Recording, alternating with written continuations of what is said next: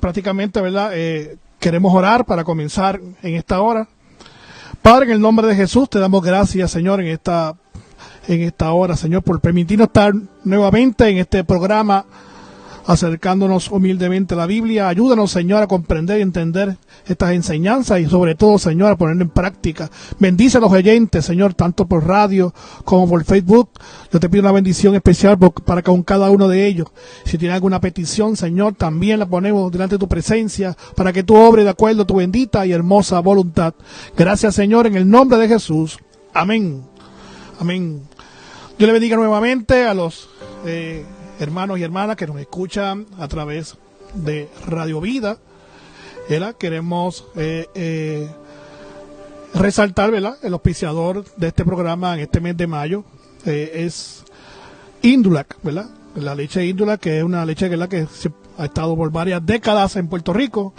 Y, ¿verdad?, aquí tenemos un par de envases presentes, leche entera, de grasa, tenemos 2%, 1%, leche descremada, y prácticamente, ¿verdad?, es una leche muy beneficiosa para la familia puertorriqueña, y es la responsable, ¿verdad?, de que este programa esté al aire. Así que damos muchas gracias a la compañía Indulac. Y saben que nos pueden escuchar también, como acabo de decir, por Facebook Live. Usted busca la página de Radio Vida en Facebook Live, y ahí nos puede ver y escuchar también. Y también puede comentar en Facebook, puede comentar, saludar, como usted, ¿verdad?, desee. Cualquier pregunta, cualquier comentario, saludo, en confianza lo pueden hacer ahí en la página de Facebook, en el programa Acercándonos Humildemente a la Biblia. Y prácticamente, ¿verdad?, como le acabo de decir, ¿verdad?, el programa nuevo que empezó el miércoles pasado. Y el miércoles pasado estuvimos tocando el tema de la educación cristiana, un tema sumamente importante, ¿verdad? Y como aprendimos, ¿verdad?, y discutimos el miércoles pasado, un tema que realmente nos ayuda a entender y comprender la importancia de lo que es la educación, y que prácticamente todo lo que hagamos, la efectividad de lo que hagamos, tanto como cristiano como iglesia, pues depende prácticamente de la educación, ¿verdad? Y establecimos o resaltamos un texto bíblico que fue el de Esdras, capítulo 7, verso 10, y lo estuvimos discutiendo ya finalizando el programa, el cual dice: había preparado su corazón, ¿verdad?, refiriéndose a Esdras, había preparado su corazón para escudriñar la ley de Jehová, para cumplirla y para enseñar y transmitir y educar efectivamente. Y prácticamente, ¿verdad?, tocamos y dividimos todas las partes de este verso, el cual nos enseña prácticamente todo el proceso educativo, ¿no? Preparar el corazón, hablamos que significa estar firme en el propósito, decidirse, prepararse, y prácticamente cuando estamos con un corazón preparado, conectado con el Señor, entonces escudriñamos la palabra del Señor. Y ya explicamos, ¿verdad?, todo este proceso de escudriñar, y es lo que queremos en esta hora, en el día de hoy, 8 de mayo, explicar específicamente, ¿verdad?, ese segundo paso de acercarnos a la Biblia humildemente para escudriñarla, para examinarla, ¿verdad?, para indagar, para investigar. Eso es lo que queremos tocar el tema de hoy, el tema del exégesis, que es una práctica muy importante para todos los cristianos, para la iglesia y para los estudiantes, especialmente de la palabra del Señor. Cuando hablamos de lo que es exégesis es una explicación, si podemos llamarlo así, una interpretación de un texto, ¿verdad?, en este caso un texto de la Biblia, ¿no? Esta palabra procede del griego exegesis, que significa explicación o relato, ¿ves? La exégesis consiste en extraer el significado del pasaje. El término viene de exagao, que literalmente significa extraer, sacar, llevar o conducir fuera. Eso es lo que significa esa palabra en griego, que se traduce como exégesis. Exégesis también podemos decir que es la ciencia y el arte, también es un arte de la interpretación.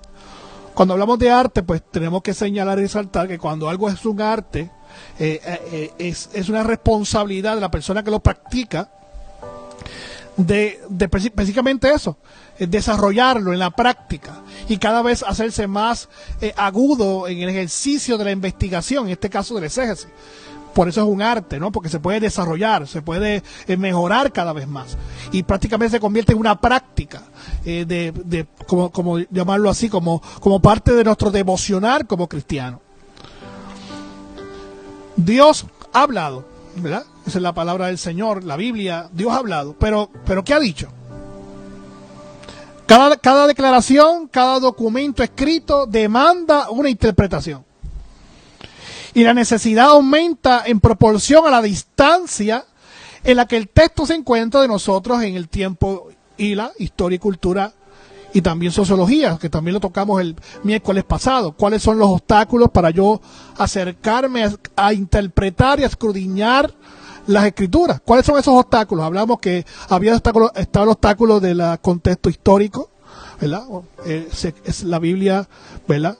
Se escribe antes de Cristo y en el primer siglo después de Cristo. Nosotros estamos viviendo en el siglo XXI. Así que hay una distancia larga de un contexto histórico que tenemos que trabajar con eso. No podemos interpretar la Biblia como si fuera nuestro contexto histórico, sino el contexto histórico del momento en que se escribe las escrituras.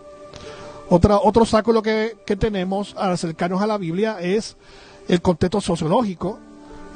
Todo lo que tiene que ver con la sociedad, cómo piensa, las religiones, las ideas, la filosofía, prácticamente todo lo que conduce a una sociedad a practicar sus costumbres y sus ejercicios como ser humano, ¿no?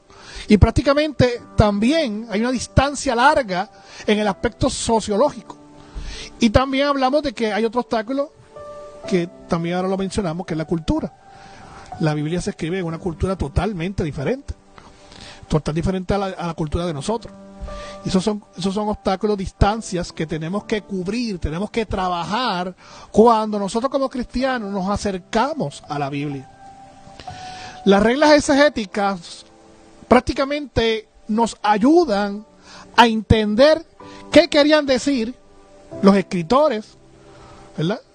Con lo que dijeron, con lo que está escrito. Si podemos llamarlo en otras palabras más sencillas, la exégesis es como buscar el primer sentido del texto. ¿Y por qué hablamos del primer sentido del texto? ¿Acaso hay un segundo sentido? ¿Acaso hay un tercer sentido? ¿Verdad? Cuando decimos que hay que buscar el primer sentido, es porque posiblemente hay otros sentidos. Y los otros sentidos es causa de estas distancias que tenemos de las escrituras. Y la palabra del Señor caminó un gran tramo, un gran camino de copias, de procesos de copias, traducciones de idioma, y prácticamente todo esto nos lleva a trabajar el primer sentido del texto. Porque cuando las escrituras pasan con este proceso de copias, ¿verdad? Y pasa este proceso de traducción, hay una pequeña pérdida de sentido en el idioma original que se escribe. Por eso es que cuando escudriñamos y cuando definimos una palabra en la Biblia, tenemos que buscar un diccionario que trabaje el idioma original que se escribió. Que ya sabemos, ¿verdad?, que el Antiguo Testamento se escribe en hebreo y arameo y el Nuevo Testamento en griego. Así que prácticamente es buscar el primer sentido del texto. Por ejemplo, si comprendemos lo que significaban las palabras de Jesús para quienes lo oyeron, porque posiblemente los que oyeron a Jesús lo entendían perfectamente, porque ellos estaban en su contexto sociológico, cultural, de la época de Jesús. Nosotros somos los que tenemos la dificultad de tener una comprensión mayor de lo que se está diciendo. Así que cuando comprendemos lo que significaban las palabras de Jesús para quienes la oyeron, podremos percibir en ellas nueva vida, belleza, y podremos aprovechar sus lecciones más profundas, porque estaremos conociendo mejor a Jesús. Y eso es uno de los mejores beneficios de la exégesis. Es uno de los mejores beneficios de escudriñar, de indagar, de investigar, porque conocemos mejor a Dios, conocemos mejor a Jesús, estamos más cerca de Jesús, entendemos sus palabras en el primer sentido del autor. Cuando conocemos a Jesús a través de su palabra, eso tiene que traer un efecto. Y es que nosotros debemos, cuando tenemos esa experiencia, nos hace compartir a Jesucristo, practicamos la justicia y la compasión. O sea que al entender a Jesús, entender sus palabras, no es simplemente que se quede en un entendimiento de una cantidad de datos, de información en nuestra mente, sino que se tiene que transferir en acción, en hechos, en un cambio de vida, ¿verdad? En una transformación en nuestras vidas. Cuando hablamos de exégesis, esto prácticamente en el ambiente eclesiástico, iglesia, como también en el ambiente personal, esto trae una gran influencia en muchas áreas de nuestra vida como cristiano y como iglesia. La exégesis beneficia la área devocional, por ejemplo, beneficia las misiones de la iglesia. La exégesis beneficia el trabajo escrito, sino que va a ser un trabajo escrito, va a dar clase o algo parecido, ¿verdad? Que tengan que escribir una explicación, un comentario. La exégesis te ayuda, te da las herramientas para hacer un trabajo escrito efectivo. También la exégesis ayuda, bendice la predicación, los estudios bíblicos, la escuela bíblica, los seminarios, todas estas áreas educativas prácticamente dependen de una buena exégesis, de un buen acercamiento a las escrituras. La exégesis, ¿verdad?, debe convertirse en un mejor ejercicio, ¿verdad?, intelectual. Prácticamente no se debe quedar en esa área nada más de cubrir nuestro intelecto, de llenar nuestra mente de intelecto, sino que la exégesis prácticamente no se puede quedar ahí. La exégesis tiene que traspasar el simple hecho de un ejercicio intelectual y tiene que transformar nuestras vidas. Si nos preguntamos por qué estudiar exégesis, por qué trabajar exégesis, cuando nos acercamos a la Biblia debemos hacerlo con humildad, y ese es, ¿verdad?, el título de este programa: acerquémonos o acercándonos humildemente a la Biblia. ¿Por qué estamos diciendo que debemos acercarnos humildemente a la Biblia? Las escrituras son las que nos hablan a nosotros y nosotros no le hablamos a ellas. Si yo busco las escrituras para apoyar lo que yo sé, si yo busco las escrituras para apoyar lo que me enseñaron, y posiblemente eso te apruebe lo que te enseñaron, pero si nos acercamos a ella humildemente, posiblemente la Biblia te va a confrontar muchas veces con lo que está en nuestra mente, nuestro intelecto. Si yo me acerco humildemente a ella, yo le estoy diciendo una palabra de Dios, háblame, Señor, háblame a través de tu palabra, no importando, ¿verdad?, mi preconocimiento. Y si tengo que hacer ajustes, los hago, porque la que manda es la Biblia, no somos nosotros. Nosotros no ordenamos a la Biblia nos ordena a nosotros. Si yo hago un estudio bíblico y me meto a la Biblia para apoyar un tema específico, y busco los textos, escojo los textos para apoyar un tema específico, y de momento me encuentro un texto como que no me cuadra, ese texto no me cuadra. Este sí, este me gusta. Este no. Si digo esto, no, se me cae todo mi tema, toda mi estructura del estudio. Eso no es acercarnos humildemente a la Biblia. Yo me acerco a la Biblia a estudiarla, y ella me va a enseñar, me va a mostrar la verdad, me va a mostrar la palabra del Señor, guste o no me guste. Y ahí entonces yo como ser humano tengo que decidir hacer ajustes, porque la palabra de Dios me está hablando, me está guiando, me está alumbrando el camino. Pero si yo no me acerco a ella humildemente, prácticamente voy a poner un obstáculo a la palabra del Señor, y ya me va a querer hablar, pero yo no voy a comprender, o no quiero comprender, porque no quiero cambiar mi modo de pensar. No, la palabra del Señor, hasta ahí llegamos, ¿ves? Y eso no es acercarnos humildemente a la Biblia. Así que eso es importante cuando hagamos exégesis.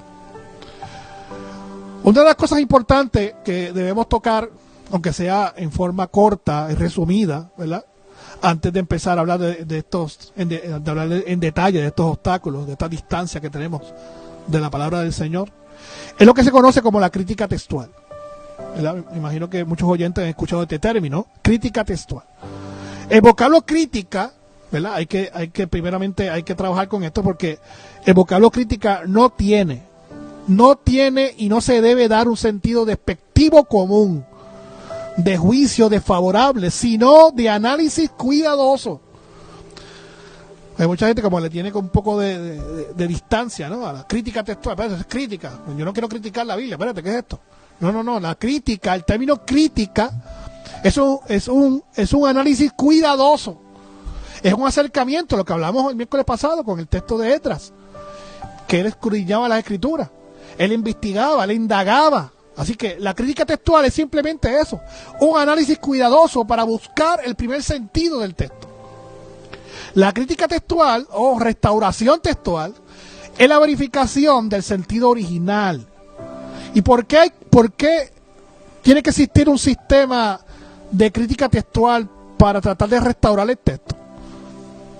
¿Acaso el texto hay que restaurarlo? ¿Verdad? Pregunto en esta hora.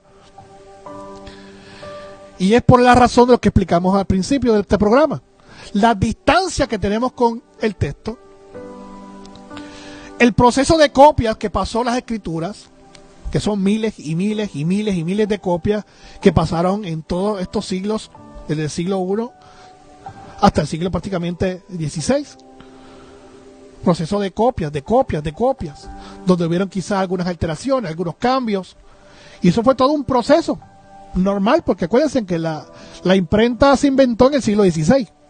Y antes de la imprenta del siglo XVI no había forma de copiarlo automáticamente como lo tenemos ahora, lamentablemente. ¿Y cómo se copiaban las copias entonces antes del siglo XVI? A mano, a manuscrito, a puño y letra, como dicen por ahí, palabra por palabra, letra por letra.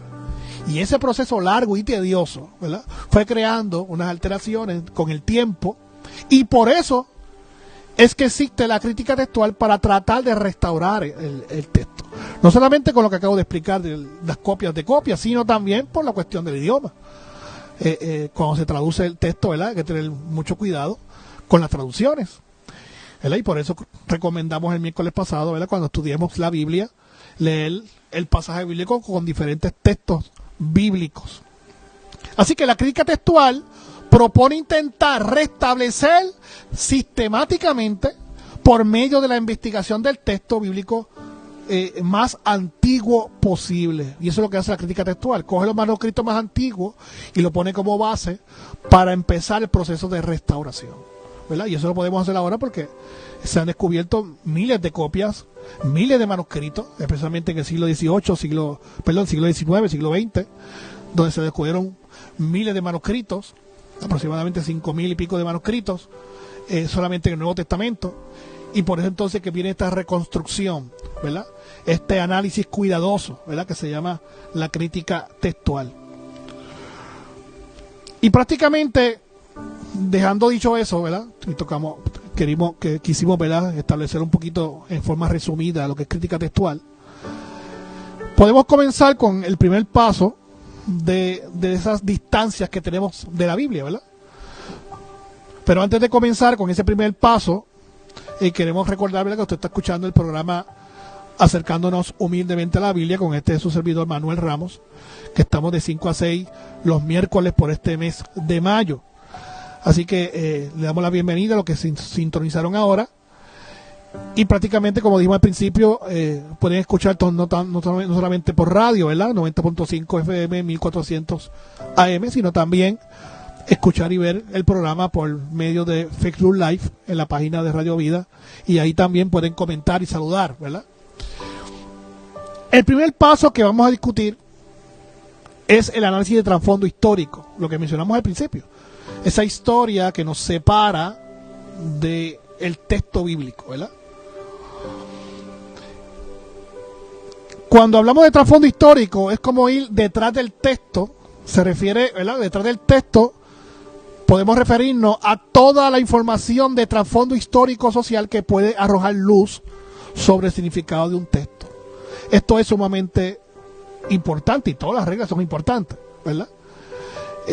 Simplemente cuando leamos el texto tenemos que observar todo ese contexto o ese trasfondo o ese panorama histórico que rodea el pasaje bíblico, porque si no, no vamos a llegar a una mejor comprensión del texto bíblico. Este detrás del texto es conocido también como análisis diacrónicos. Es una preposición que significa, ¿verdad?, diacronos, que es día, es una preposición que significa a través de, y cronos, un sustantivo que significa tiempo, o sea, a través del tiempo, o sea, a través prácticamente de esa distancia del tiempo que nos separa de la Biblia. Es una herramienta, el trasfondo histórico es una herramienta que nos permite a nosotros situar los textos bíblicos en su contexto histórico-social. O sea, en qué parte de la historia de la humanidad ubicamos el texto que estamos estudiando. Eso es todo. O sea, en qué parte del contexto histórico de la humanidad ubicamos ese pasaje bíblico. Por ejemplo, cuando nosotros estudiamos, ¿verdad? Para dar un ejemplo corto, cuando nosotros estudiamos los profetas, los libros proféticos, profetas mayores, profetas menores, para yo comprender las palabras de este profeta, por qué está diciendo lo que está diciendo, por qué su reacción a lo que está pasando, y por qué están pasando las cosas que él está narrando o está señalando en su libro. Para yo entender y para yo contestar esa pregunta, tengo que saber el trasfondo histórico. Es tan sencillo como yo buscar, si voy a leer a Jeremías, por ejemplo, profeta Jeremías, para yo entender todo lo que dice Jeremías en su libro, tengo que ubicarlo en espacio y en tiempo. ¿Dónde está Jeremías? Entonces, ubicamos a Jeremías, hacemos el análisis histórico, el contexto histórico, y nos damos cuenta que Jeremías está en el finales del siglo VII, principios del siglo VI. Y en esa época, cuando analizamos y estudiamos el contexto histórico de esa época específica, finales del 7 y principios del 6 antes de Cristo, ahí hay un evento importante, muy importante, y es el evento que Babilonia conquista el reino del sur en el siglo VI. O sea que Jeremías está viviendo esa experiencia de cuando Babilonia conquista a Judá, ¿verdad? Por eso usted ve que Jeremías tiene problemas con otros contemporáneos, que eran los llamados falsos profetas. Porque cuando Babilonia conquista el reino de Judá, ¿verdad? Y los hace pagar tributo, pasa el tiempo, Jeremías es de las personas, o es de los judíos que se queda allí. Jeremías no es deportado. Los que son deportados son los ricos, los de la élite. Los pobres los dejaron allí en el reino de Judá. Jeremías se queda en Judá. Y entonces vienen los falsos profetas, y eso está, ¿verdad?, en el libro de Jeremías, y le empiezan a decir a los reyes de turno, reyes puestos por Babilonia. Le dice, mira, ¿qué es esto? Nosotros somos el pueblo de Dios. Nosotros tenemos el respaldo de Dios, vamos a defendernos, vamos a atacar a esta gente, vamos a liberarnos de esta opresión de Babilonia. Y Jeremías les dice, cuidado, porque nosotros estamos en esta condición por mano de Dios. Dios es el que nos puso en esta situación porque hemos pecado contra Dios. Y los reyes, ¿a quién le hicieron caso? ¿A los falsos profetas o a Jeremías? Lamentablemente le hicieron caso a los falsos profetas. Y a Jeremías lo metieron preso. Y eso fue en varias ocasiones que hicieron eso con Jeremías. Por eso es que Jeremías en un momento dado se estremece emocionalmente. Pasa una crisis emocional fuerte. Porque dice, Señor, ¿pero qué es esto? Cada vez que yo digo, así dice el Señor, me da un tapabocas, me meten en la cárcel, ¿verdad? Pero, ¿verdad?, como sabemos todos, Jeremías no pudo detenerse. Había un fuego en sus huesos que lo hacía decir lo que Dios le mandaba a informar al pueblo. Y prácticamente, para yo entender a Jeremías y entender todo este confrontamiento con los falsos profetas, tengo que entender lo que está pasando históricamente. Tengo que saber que Babilonia conquistó a Judá, reino de Judá, reino del sur, en el siglo VI, y que Jeremías se queda allí y que está viviendo esta experiencia, ¿verdad? Y es palabra profética en este momento tan difícil para el pueblo hebreo. Así que realmente el contexto histórico es esencial, fundamental, para yo entender la palabra del Señor, para yo entender el texto. No tanto Jeremías, los demás profetas. Así que cada vez que usted vaya a leer o estudiar un libro profético, cualquiera de ellos, ¿verdad?, analice el contexto histórico y pregúntese esas preguntas sencillas. Espérate, este profeta, ¿dónde está? ¿Dónde vivió? ¿Cuándo vivió? ¿Siglo VIII, siglo VII, siglo VI, siglo V? ¿Fue antes del exilio? ¿Fue en el siglo VIII cuando Asiria conquistó el reino del norte? ¿Fue antes de esa invasión? ¿Fue después? ¿Fue después de la invasión de Babilonia? ¿Fue después del exilio? Y contestando esas preguntas, vamos a tener una mejor comprensión del texto que estamos estudiando. Y todo es porque nos hemos acercado al trasfondo histórico. Así que no debe haber ninguna duda de que el trasfondo histórico es sumamente fundamental para entender las escrituras, para escudriñar, para indagar, para investigar lo que nos dice el texto. El trasfondo histórico también trabaja no solamente con esos datos históricos que están pasando en los pueblos, sino también trabaja con el texto y se pregunta, ¿y quién escribió este texto? Porque para yo tener una mejor comprensión debo conocer el autor, que de hecho muchas veces no se conoce quién escribió tal o cual libro, ¿verdad? Pero hay que hacer la investigación. También el contexto histórico me habla de la fecha de redacción, cuándo se escribe.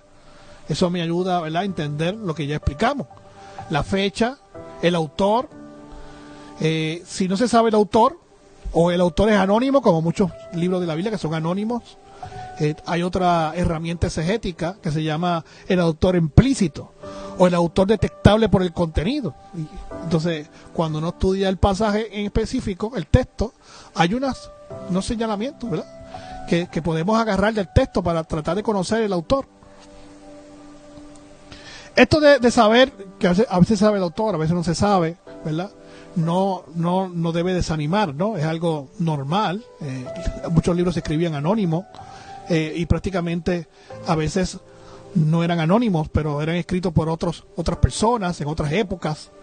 Y prácticamente todo ese ejercicio que podemos ver en el trasfondo histórico, pues a veces complica la situación de investigar quién escribe el libro. Pero es lo que yo siempre digo, ¿verdad?, a los estudiantes de la universidad, que aquí en la Biblia el protagonista es Dios. El protagonista de la palabra del Señor, el protagonista de la Biblia es Dios, no es el hombre. Así que si lo escribió Pablo, lo escribió Juan, o lo escribió Juan del Pueblo, no importa quién lo escribió, ¿sabe? Es un instrumento de Dios. Dios es el que lo está moviendo, lo está inspirando, y es palabra de Dios, como quiera. Así que como quiera, yo hago el ejercicio, ¿verdad?, de saber la autoría del libro. Si no lo consigo, hago el análisis de autor implícito o autor detectable por el contenido, y ahí trato de investigar y entender, ¿verdad?, acercamos un poquito al pensamiento del autor, por qué el autor dice tal o cual cosa, ¿verdad? Así que el trasfondo histórico te trabaja con los eventos históricos, que fue el ejemplo que dimos de Jeremías. Te trabaja con la autoría del libro, te trabaja con la fecha de redacción. Eso es muy, muy importante para entender el texto. Así que ese sería, ¿verdad?, en forma resumida, el primer análisis de acercarnos a la Biblia, análisis de trasfondo histórico. Como segunda regla exegética está el análisis sociológico, que también lo mencionamos al principio. El análisis sociológico. Y la historiografía observa la historia escrita, ¿verdad? Y aquí quiero diferenciar lo que es el contexto histórico del contexto sociológico. El contexto histórico lo que te trata es de tratar de identificar eventos, fechas, pero el contexto sociológico trata de investigar el por qué suceden los eventos. Entonces ahí tengo que entrar el pensamiento de la sociedad, de la fecha particular, la que sea, y tengo que indagar el por qué están sucediendo estos eventos. Así que la historia me dice el qué, y la sociología me pregunta el cómo, el por qué y el para qué. Y ahí tengo que indagar en ese ambiente del pensamiento de la sociedad. El propósito de una lectura sociológica de la Biblia es mejorar nuestro entendimiento sobre la interrelación entre el texto y ese trasfondo sociológico. Para esto, el análisis sociológico intenta describir las estructuras económicas, ¿verdad?, por ejemplo, políticas, familiares, ambientales, de la antigüedad, de la época del texto, ¿verdad?, y tratar de interpretar, ¿verdad?, el texto a través de las ciencias sociales. Son muy importantes. Queremos dar un ejemplo, ¿verdad?, de este análisis sociológico. Sería bueno dar un ejemplo.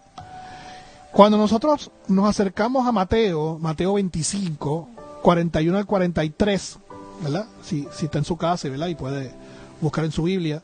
Mateo 25, 41 al 43, que dice: entonces dirá también a los de la izquierda, apartaos de mí, malditos al fuego eterno preparado para el diablo y sus ángeles. Porque tuve hambre y no me diste de comer. Tuve sed y no me diste de beber. Fui forastero y no me recogisteis. No me recogisteis. Tuve desnudo y no me cubristeis. Enfermo y la cárcel y no me visitasteis. Eso está en Mateo 25, 41, 43. Palabras del Señor Jesús, ¿verdad?, a través de Mateo. Cuando nosotros hacemos un análisis sociológico de este texto,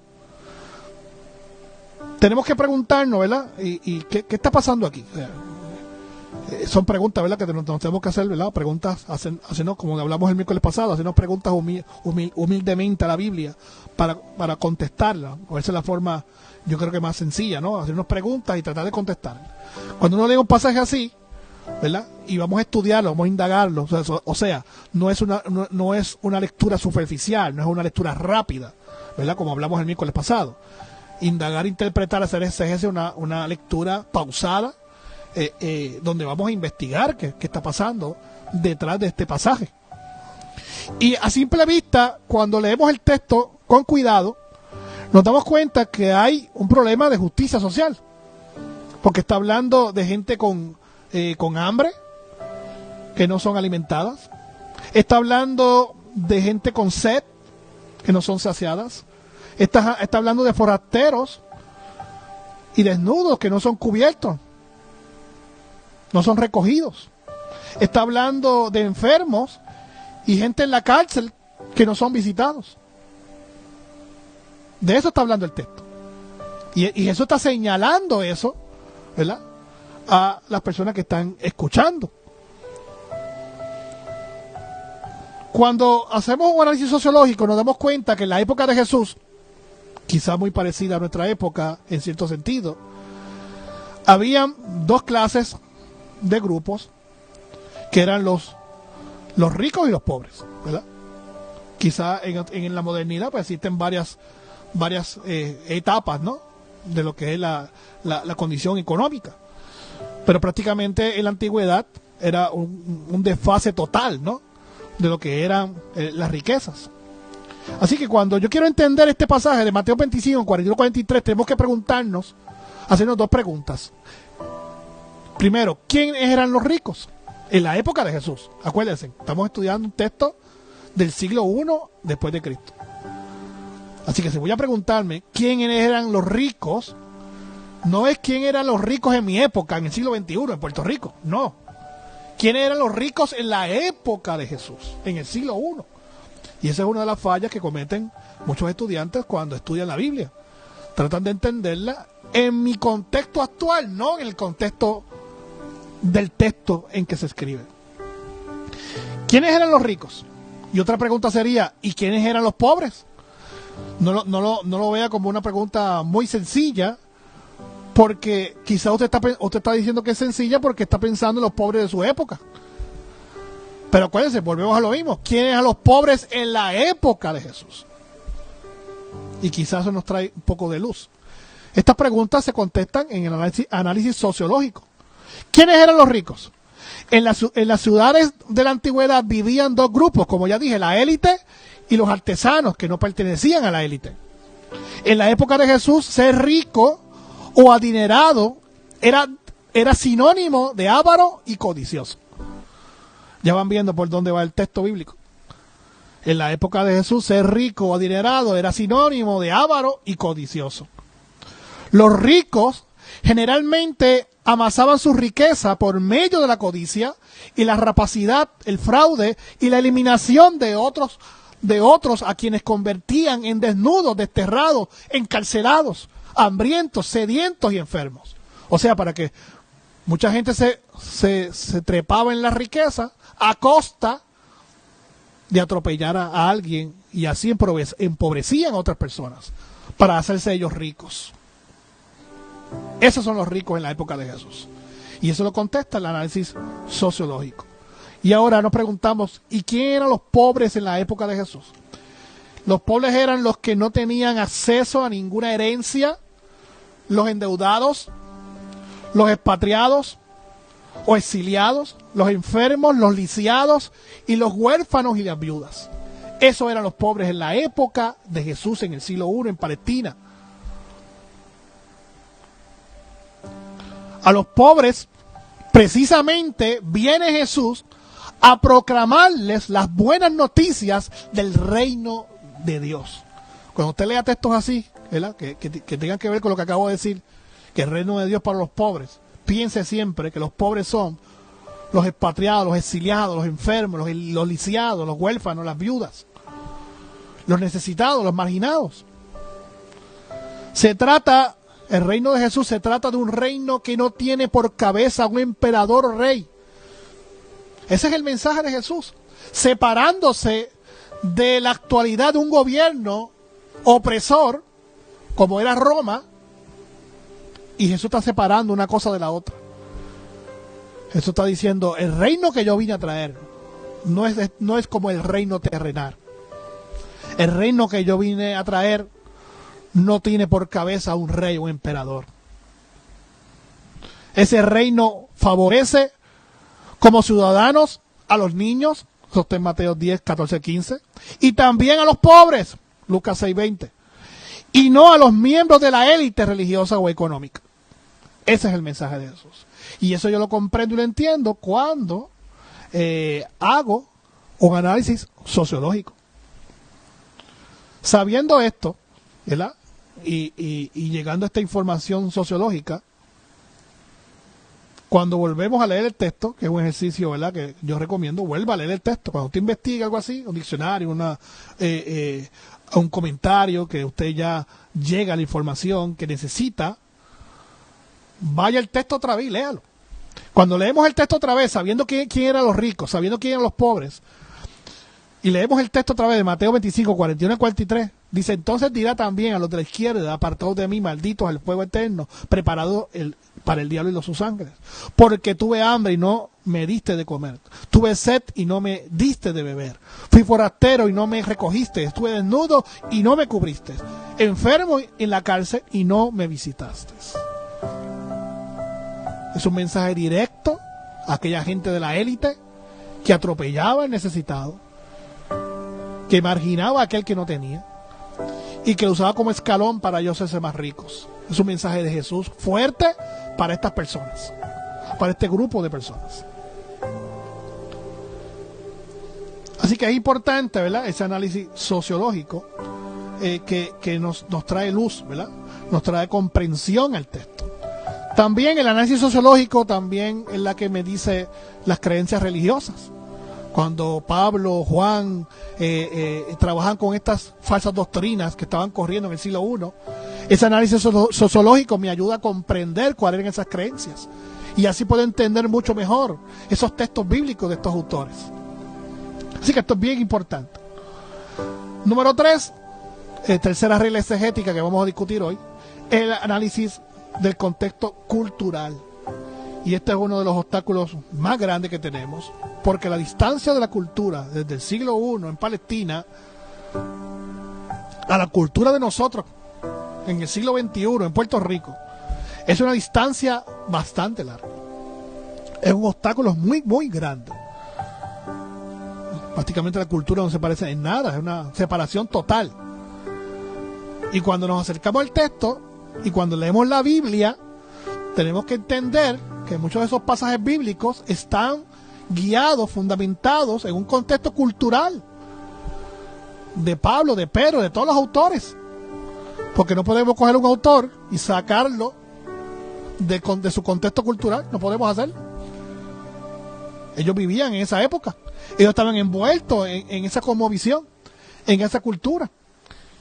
Así que es importante hacer este ejercicio, identificar, ¿verdad? Tenemos que saber identificar los textos bíblicos que tienen una connotación muy fuerte cultural.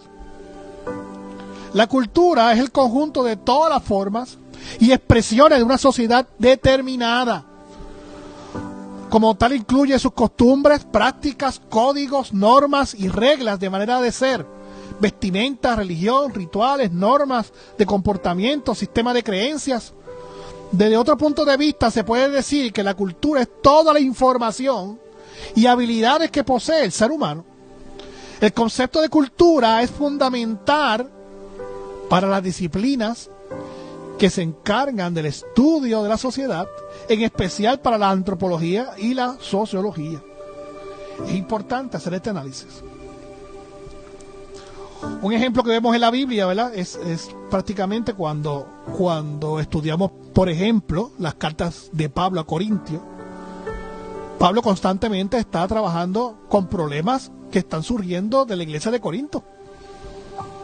O sea, Pablo está, como dicen por ahí, a quemarropa. Está contestando preguntas, está resolviendo situaciones, resolviendo problemáticas que están sucediendo en la ciudad de Corinto, que está envuelta en una cultura totalmente diferente a nosotros. Así que en las cartas de Corinto, especialmente en la primera, se da mucho esos textos culturales, ¿verdad?, que tenemos que tener mucho cuidado cuando interpretamos el texto, ¿verdad?, y separar lo que es un contexto cultural, lo que es un principio, ¿verdad?, un texto que tenga una connotación fuerte cultural, separarlo, y también separar lo que es un principio bíblico. Y ahí entonces donde muchos, ¿verdad?, se confunden un poco, ¿verdad?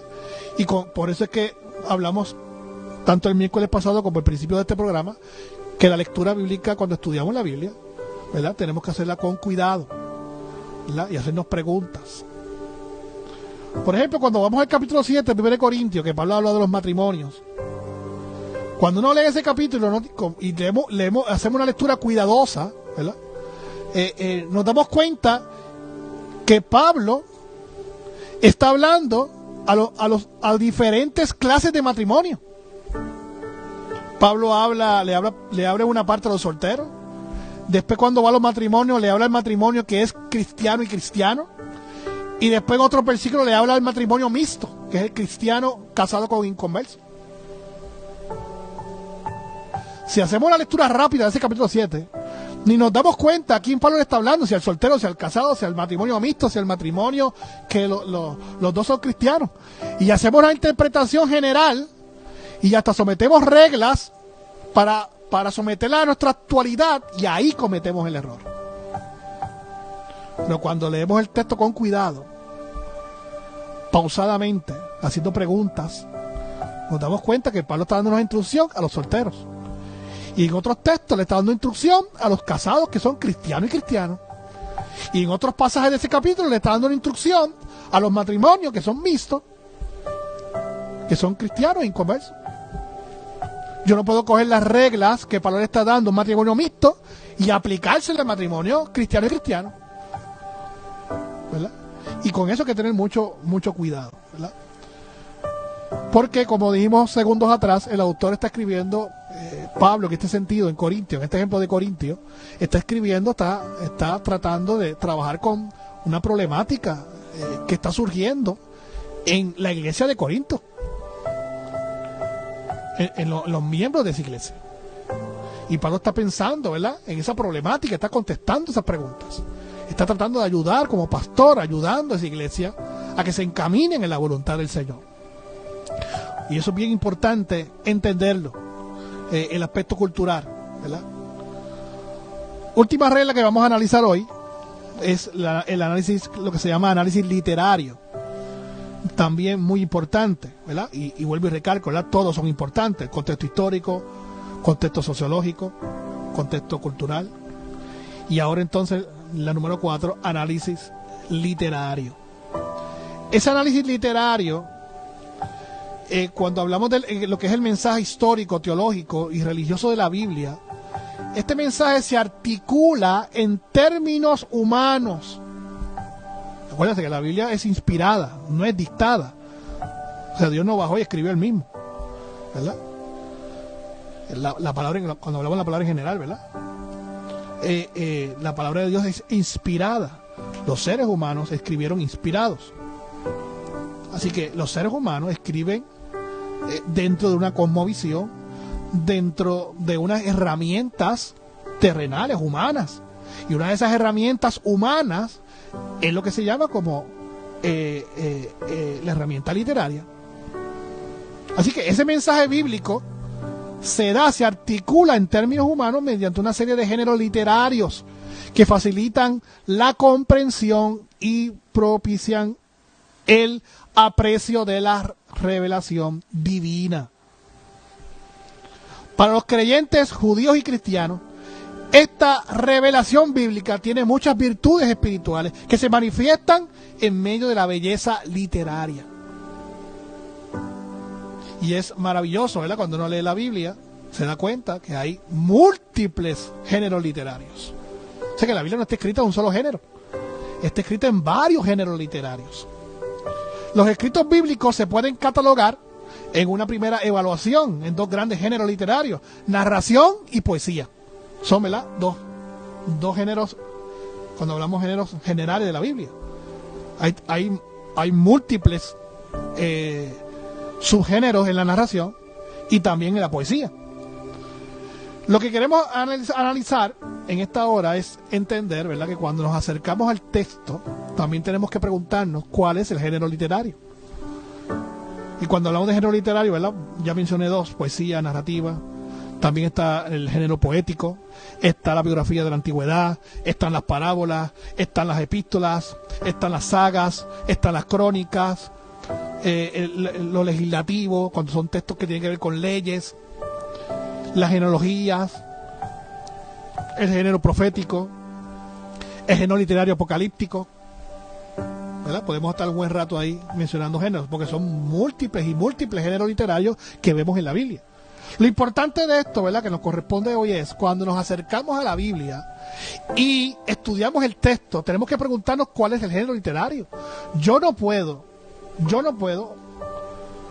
interpretar un texto que tenga que ver con un texto de una parábola, por ejemplo, interpretando como si fuera una narrativa o como si fuera una poesía. Ahí voy a cometer el error de interpretación. Tengo que, si me acerco al texto que es parábola, tengo que interpretarlo como una parábola. La parábola es un cuento para llevar un mensaje espiritual. Si me acerco a una narrativa, no puedo acercarme a una narrativa interpretándola como si fuera una genealogía, o como si fuera una epístola, o como si fuera una saga. Tengo que analizarlo de acuerdo al género literario. Uno de los textos más que se menciona, ¿verdad?, y con esto terminamos, es el género profético y género apocalíptico. Son dos géneros completamente diferentes, ¿verdad? No tienen que ver uno con el otro, ¿verdad? El género profético es género que era oralmente, no era escrito, era oral, se escribía posteriormente, si se escribía, y eran palabras sencillas, palabras comunes que todo el mundo entendía. El género apocalíptico, ¿verdad?, que surgió por los rabinos antes de Cristo, es un género muy diferente al género profético. El género apocalíptico es a través de símbolos, numerología, no es oral, es escrito, ¿verdad? Tiene unos códigos que hay que trabajarlos, ¿verdad? Y si yo me acerco al Apocalipsis, por ejemplo, tengo que entender que el Apocalipsis, el libro de Apocalipsis, pertenece a ese género apocalíptico, y que ese género apocalíptico tiene unas características particulares que tengo que observar cuando estudio ese libro en particular. Así que también el análisis literario es muy, muy importante cuando me acerco a la Biblia. Así que, en resumidas cuentas, cuando me acerco a la Biblia, tengo que tener en cuenta el contexto histórico, tener en cuenta el contexto sociológico, tener en cuenta el contexto cultural y también tener en cuenta el contexto literario. Y cuando me acerco a la Biblia y analizo, entonces voy a buscar el primer sentido, y la palabra de Dios impacta mi vida. Y el texto quizás que has leído 100 veces en tu vida, cuando tú lo estudias y lo lees con este cuidado, indagando, investigando, vas a encontrar riquezas en el pasaje. Dios va a hablar a tu corazón, a tu mente. Esa luz que es la palabra de Dios que alumbra mi camino, va a ver que esa luz se va a ampliar, va a ver el camino claro. La palabra de Dios te va a guiar, te va a hablar, te va a dirigir, te va a dar fuerza porque eso es lo que trae la exégesis y la investigación bíblica. Cuando nos acercamos a la Biblia, Dios nos habla, nos transforma, nos cambia. Ese es el beneficio de acercarme a la Biblia con cuidado y no simple hacer una lectura superficial. Esos son los beneficios, la bendición del Señor. Así que los dejo con esta información. Nos veremos entonces el próximo miércoles de 5 a 6. Y este fue su programa, ¿verdad? Acercándonos humildemente a la Biblia. Y como dijimos, ¿verdad? Nos pueden dejar los comentarios por Facebook Live de Radio Vida. Alguna pregunta, algún comentario, algún saludo, lo pueden dejar ahí. Estaremos posteriormente leyendo. Así que Dios les bendiga, Dios les guarde a todos los que nos han escuchado y nos han sintonizado. Y prácticamente, ¿verdad? Deseamos que la bendición del Señor los cubra en esta hora y que la bondad, la gracia y la paz de Dios nos inunde en esta hora y siempre. Amén.